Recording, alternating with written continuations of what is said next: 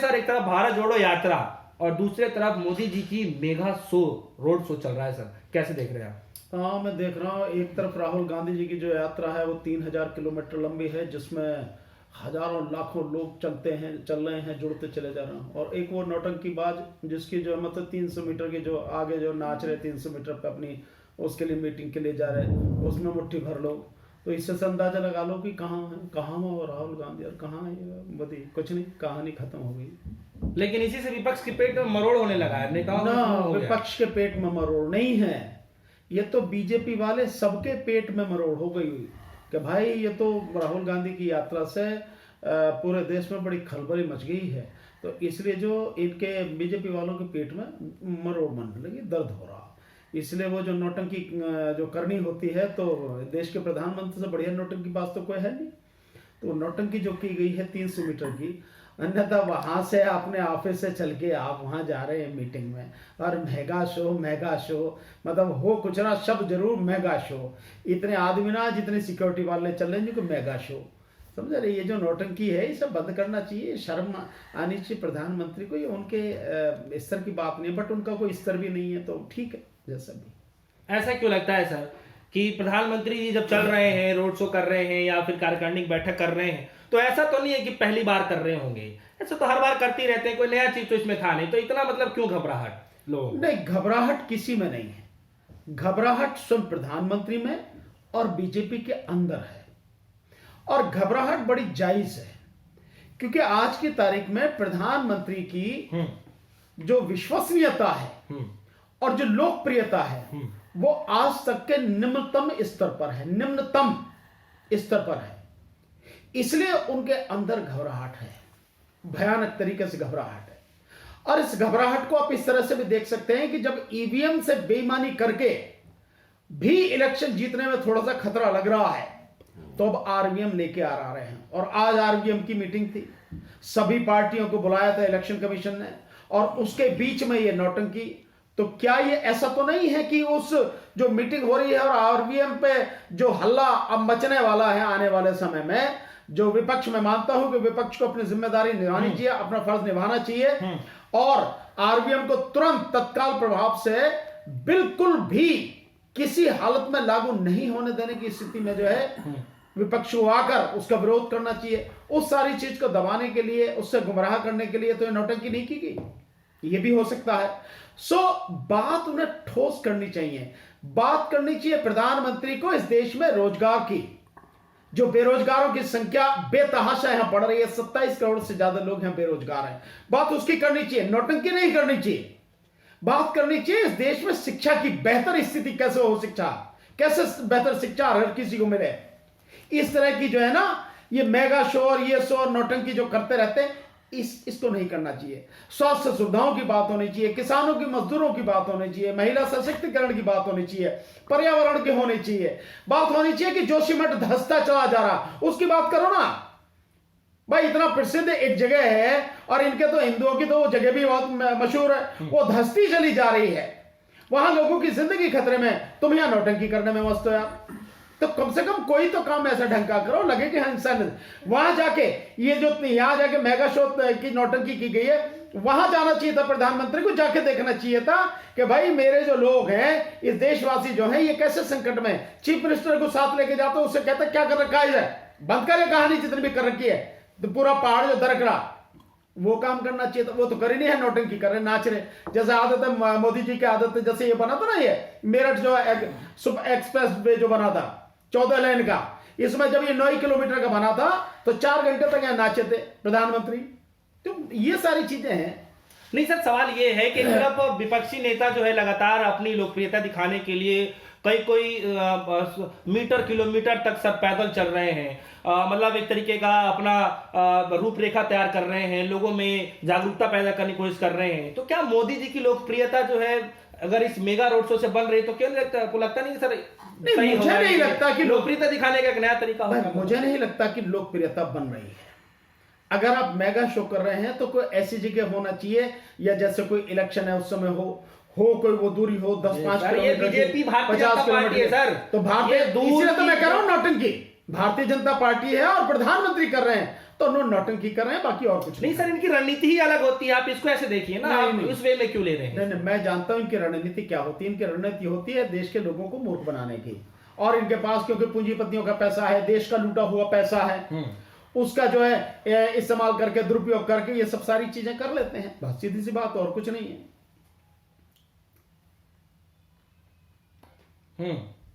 तो क्या लगता है कि फिर मोदी जी से कोई टक्कर लेने वाला है अभी फिलहाल में? आपको लगता है कोई? मोदी तो टक्कर में ही नहीं है। आप कहीं मोदी का अनपढ़ आदमी का अरे सर, होगा यार। अब की बार 400 के पार नारा दे रहे हैं और आप कह रहे हैं कि टक्कर में ही नहीं है। निश्चित रूप से 400 के पार होंगे, लेकिन वो मोदी जी के नहीं होंगे, वो विपक्षी होंगे 400 के पार। आप देखना, जो 400 के पार वाली सीटें हैं, क्योंकि ये चुनाव देश की जनता लड़ेगी और देश की जनता विपक्ष को जितावेगी। इस बार जो मोदी के विरोध में है, बीजेपी को छोड़ के और जो पार्टियां, उन सबको जिताएगी और इस देश में मोदी जी का सफाया होगा, सुपड़ा साफ होगा। कौन है वो चेहरा? उनने चेहरे तो बतेरे हैं, और अगर तुम्हें नजर नहीं आ रहा तो मेरे से बढ़िया चेहरा कौन?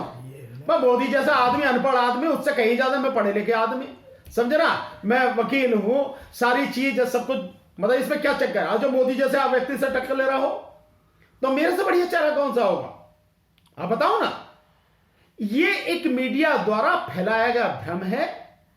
एक सोची समझी रणनीति के तहत ये सब कहा जाता है कि मोदी के बाद कौन? मोदी तो कुछ है ही नहीं भाई। अनपढ़ आदमी भी कुछ हो सकता है क्या? ये इस देश के लोगों की मति पूर्ण तरह से भ्रष्ट हो गई है उन लोगों की जो सिर्फ कहते हैं कि मोदी। अरे बहुत पढ़े लिखे लोग हैं, मोदी की टक्कर का तो किसी को भी आप जो मतलब लाके देश में से किसी को भी बिठा दोगे वो भी मोदी से बढ़िया है। केजरीवाल सब चेहरा एक केजरीवाल का, ये तो सब आरएसएस के लोग हैं ना। केजरीवाल है ना, मोदी है ना कुछ, ये तो सब आरएसएस के लोग हैं, सब कच्चाधारी। नहीं सर, गुजरात चुनाव से पहले भी तो सर ये था ना कि ये 24 में अगर कोई टक्कर दे सकता है तो केजरीवाल के अलावा कोई दूसरी ये एक धारणा बनाई जा रही है, और ये इसलिए बनाई जा रही है कि बीजेपी को मालूम है, आरएसएस को मालूम है कि मोदी की लोकप्रियता और विश्वसनीयता लगातार घट रही है। तो मोदी से छिटक के अगर जो वोट जाएगा तो वो वोट विपक्ष के पास ना चला जाए, इसलिए इसको केजरीवाल को एक चेहरा बनाने की कोशिश की जा रही है नेशनल लेवल पर कि भैया जो मोदी से नाराज है तो केजरीवाल को दे दो, इसलिए कहा जा रहा है। और ये बात मैं पहले दिन से लगातार कह रहा हूं, बट दोनों आरएसएस के लोग हैं, लोग इस बात को समझ रहे हैं कि ये दोनों ही आरएसएस के लोग हैं। अब धीरे धीरे केजरीवाल का चेहरा भी नंगा हो चुका है, तो लोग इस बात को समझ रहे हैं। अच्छा सर, एक सवाल मेरा यहाँ पर ये है कि जैसे कि सर भारत जोड़ो यात्रा चल रहा है, मैं मानता हूँ सर आपसे उसका कोई लेने देना नहीं है, लेकिन जिस तरीके से विपक्ष एकजुटता की अगर बात की जाए तो राहुल गांधी लगातार जो विपक्ष नेताओं को अपने साथ लाने की कोशिश कर रहे हैं। कोशिश की ये भी किया जा रहा है कि विपक्ष नेता एक मंच पर आ जाए और एक विपक्ष नेता को चुन लिया जाए। तो सर ऐसी स्थिति में आपको लगता है कि विपक्ष के नेता जो है सब एकजुट होकर के राहुल गांधी को अपने विपक्ष नेता मानने को तैयार होंगे, जो आने वाले समय इसको फायदा मिलेगा? और वहीं अगर दूसरा पक्ष देखा जाए, क्योंकि जो मायावती जी हैं उन्होंने साफ तरीके से पल्ला झाड़ दिया है, तो ऐसा लगता नहीं है सर कि इसमें जो है विपक्ष एकजुटता के बीच में पहले ही दरार आनी शुरू हो गई है? मैं समझता हूं राहुल गांधी जी ने या राहुल गांधी जी की पार्टी ने जिन 21 विपक्षी दलों को न्योता दिया है, अच्छी बात है, वो विपक्षी एकता करना चाह रहे हैं, अच्छी बात है। लेकिन एक बात मैं कहना चाहूंगा कि केवल 21 दल ही यहाँ पे नहीं है, और भी बहुत से दल हैं। हो सकता है उतने बड़े ना हो, छोटे छोटे हो, नए हो, लेकिन बहुत हैं ऐसे जिनका अपना अस्तित्व है, उनको भी साथ लेना चाहिए। और ये बीजेपी से सीखना चाहिए कि जिसके पास में 0.25% वोट है, बीजेपी ने उसको भी साथ में लिया, तो ये बात सीखनी चाहिए। अगर किसी के पास कुछ भी है, या यूं समझो कहीं कोई पार्टी ही में कोई चेहरा ही है, तो इस तरह से उस पार्टी को साथ में लेके कोशिश करनी चाहिए। अगर ये 21 की जगह और हो जाए 21, या और 21 हो जाए, 50 हो जाए, 60 हो जाए, तो इसमें दिक्कत क्या है? कोई दिक्कत होनी नहीं चाहिए। 543 लोकसभा सीटें हैं, तो अधिक से अधिक लोगों को साथ में लाना चाहिए, ये बेहतर रहेगा। केवल आप 21 के लोग हो तो बाकी कहां जाएंगे, ये है ना। और 21 से तो वो होती नहीं है, क्योंकि उन 21 को भी पब्लिक, इस देश की पब्लिक देख ही चुकी है। और रही बहन जी की बात, तो उनका अपना तरीका है, वो अलग चलना चाहती हैं, चलें, बात खत्म। नहीं तो जोड़ने से पहले ही टूट गया ना तो सर? नहीं, टूटा नहीं, अभी टूटा कहां, अभी टूटा साथ पहले ही छोड़ दिया। नहीं तो ठीक है, उनकी अपनी रणनीति है, तो एक के चले जाने से टूटा कहां है? 21 में से एक चला गया तो 20 तो हैं, 20 में से माना और भी 2-4 चले जाते हैं, कुछ तो हैं, तो कुछ तो जुड़ेंगे, और फिर धीरे धीरे प्रयास किया जाएगा कि और भी जुड़े। और इसी तरह से प्रयास अंतिम क्षण तक लगातार चलते रहना चाहिए। जितने जुड़ जाए अधिक से अधिक उतना बढ़िया है। देश में बहुत अच्छे अच्छे लोग हैं, बड़े काम करने वाले, बड़े काबिल लोग हैं। सबको जोड़ना चाहिए, सबको बुलाना चाहिए, सबको इनवाइट करना चाहिए। कांग्रेस अगर ये कर रही है, राहुल गांधी जी अगर ये काम कर रहे हैं, तो इसको और बड़े रूप में करें और बुलाएं लोगों को। अरे सर, और साथ में चेहरा वो बताया जाता है कि चेहरा वो जो अगर रणभूमि में उतर जाए तो चेहरा देखने मात्र से ही जो है पलट जाती है बाजी। चेहरे का महत्व वो होता है सर। तो समझिए कि बीजेपी के पास वो चेहरा है। तमाम दिग्गज ऐसे ऐसे नेता हैं जो मात्र रण में उतरने से, चुनावी रण में उतरने से ही मात्र जीत ले जाते हैं। सर अमित शाह जी का तो नाम सब आपने बखूबी सुना होगा सर। क्या लगता है इस बार भी लग रहा है यूपी में उनको फिर से दिया जाएगा मौका? नहीं, मुझे नहीं लगता कि इनमें किसी का भी चेहरा अब इस लायक रहा है कि उस पर लोग विश्वास करें।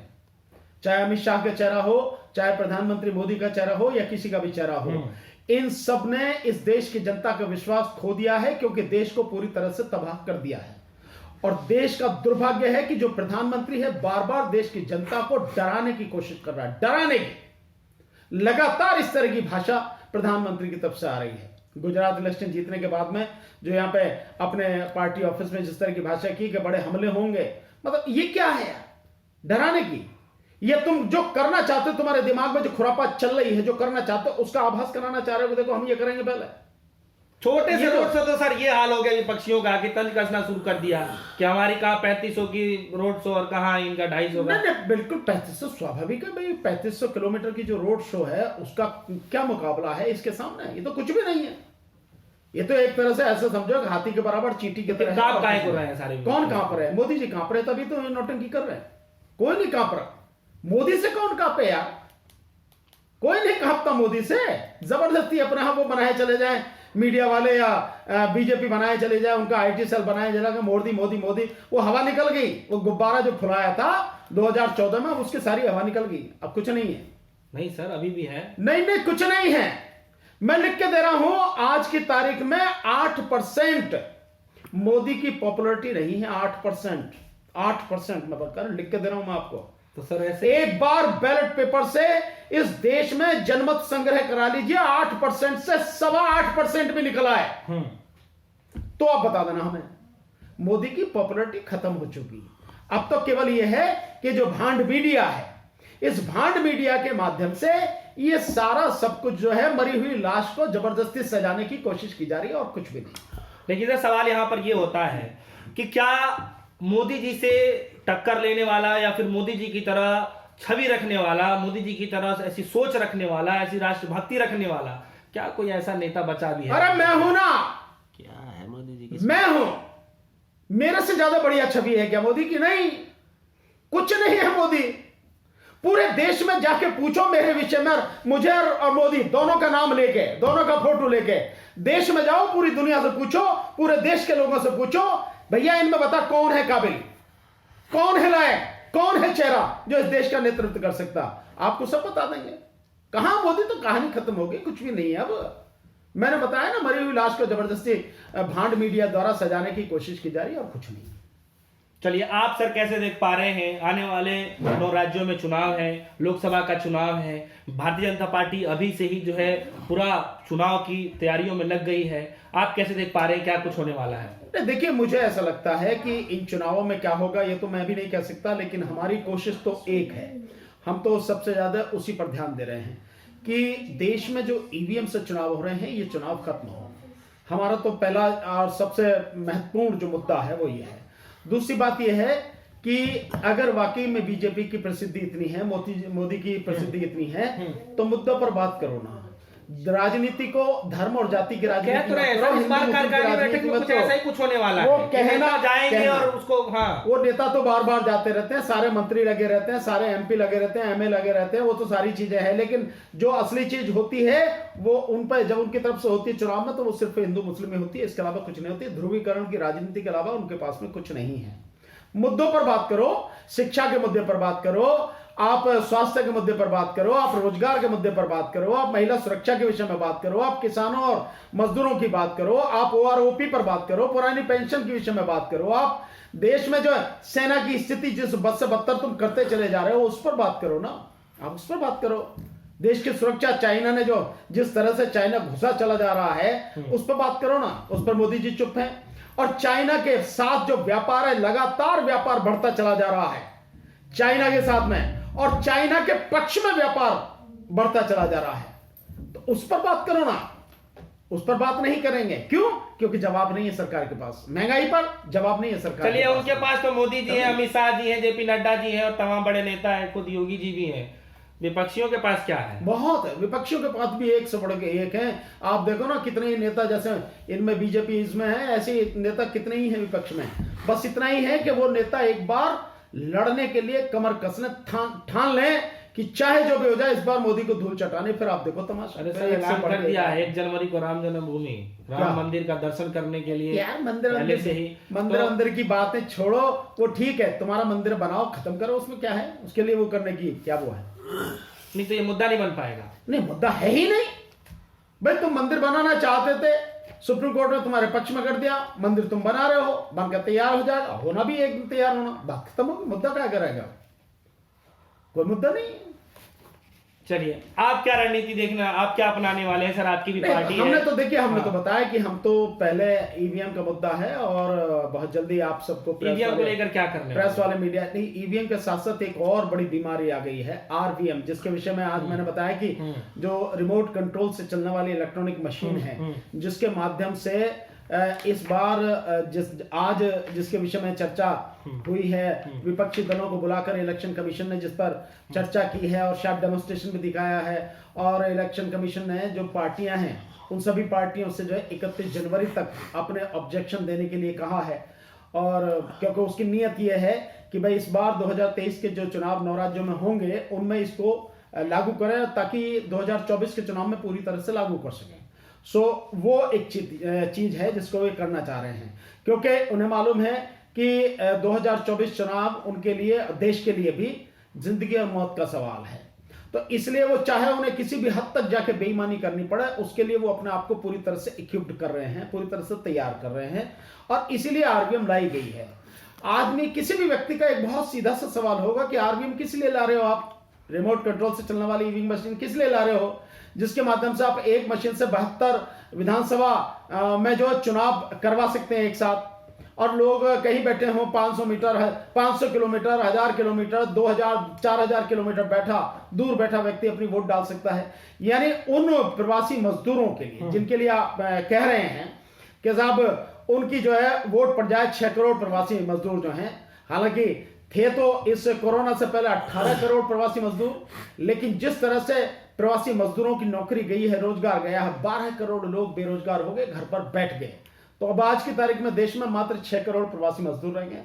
उन 6 करोड़ वोटों पर नजर है, किस तरह से बेईमानी करके उन 6 करोड़ वोटों का घोटाला किया जा सके, इसलिए आरवीएम लाई जा रही है। यानी जिन लोगों की रोजी रोटी की चिंता नहीं है। आखिर इंसान को पहले किसकी चिंता होनी चाहिए? रोजी रोटी की, शिक्षा की, उनके रोजगार की, स्वास्थ्य की। उनकी रोजी रोटी की चिंता नहीं है।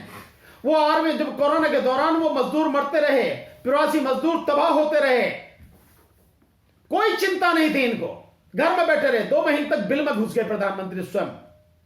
और अब इलेक्शन कमीशन, जो कि सरकार के लिए काम कर रहा, सरकार की भाषा बोल रहा है, उसे बड़ी चिंता हुई है उनकी वोटों की।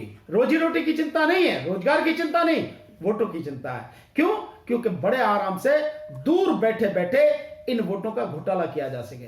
मतलब सामने ईवीएम चल रही है, उसमें तो घोटाला हो रहा, और 4000 किलोमीटर दूर से कोई व्यक्ति वोट डाला, इसमें घोटाला नहीं होगा। किसके माध्यम से होगी? इंटरनेट के माध्यम से होगी, या कोई और टेक्निक होगी।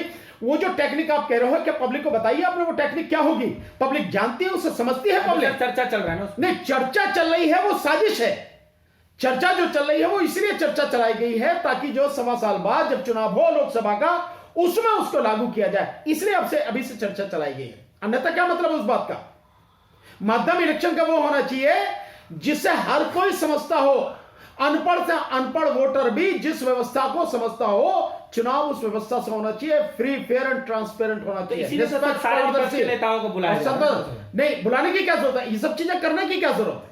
वो साफ है कि बेईमानी की नीयत है, और इलेक्शन कमीशन सरकार के लिए बेईमानी करता है, करता था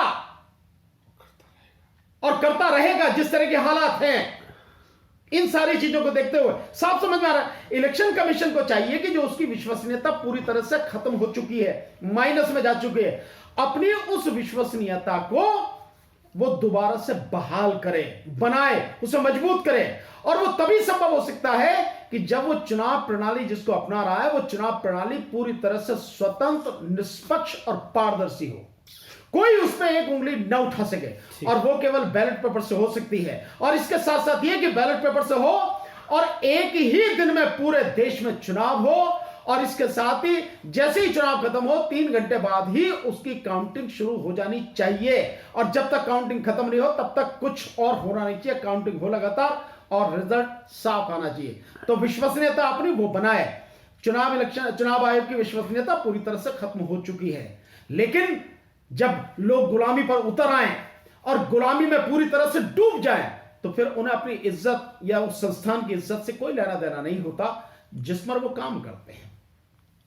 चलिए, बहुत बहुत शुक्रिया सर, आपने हमें अपना कीमती समय दिया। फिलहाल आज हम चर्चा कर रहे थे लोकसभा चुनाव को लेकर के, जो प्रधानमंत्री मोदी जी और तमाम बड़े दिग्गज नेता जो कार्यकारिणी बैठक में आज बैठे हुए थे, तमाम तरीके की खासा बातचीत हुई है। अभी बहुत सी चीजें जो है सामने आने शुरू हो जाएंगी। कल के दिन भी अभी बचा हुआ है, कल के दिनों पे जो है बहुत सी चीजों पर चर्चाएं की जाएंगी, सब कुछ सामने हो जाएगा।